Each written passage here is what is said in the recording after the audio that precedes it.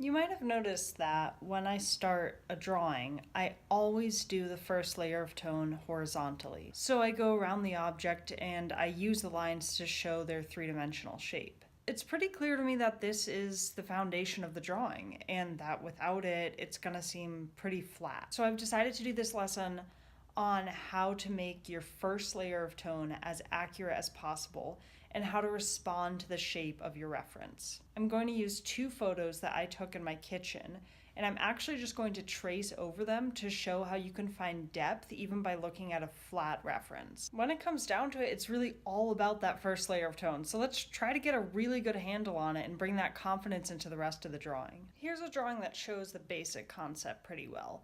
I start with an outline of the forms, and then the next step is bringing in that horizontal line and going around the object.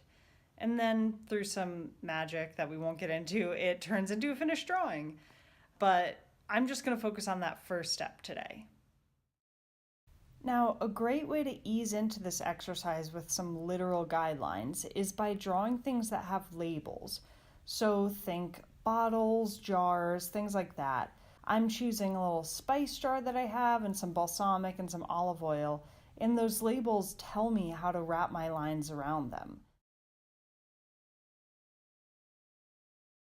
And now we're going to apply that to things that don't have handy built-in guidelines, like this fruit. We just have to figure out the organic forms using our eyes and our intuitions.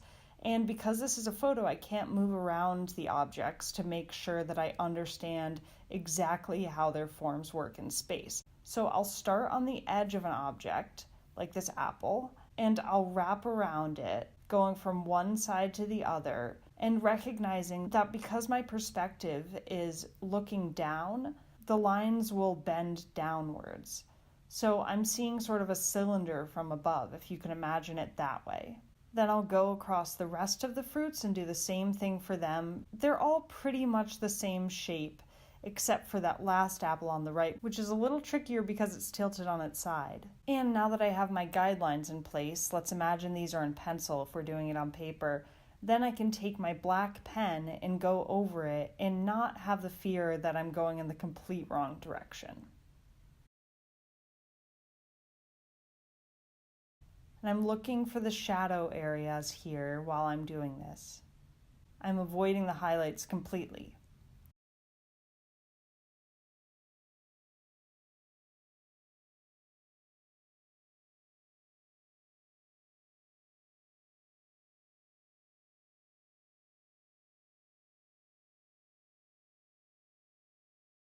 And the last thing you want to do, because these shapes need context, is to put in the ground shadow.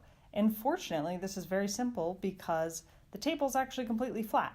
So I'm basically just following the shape of the rectangle that's forming the composition and drawing straight lines in the shape of the shadows. That's just through the first layer of tone.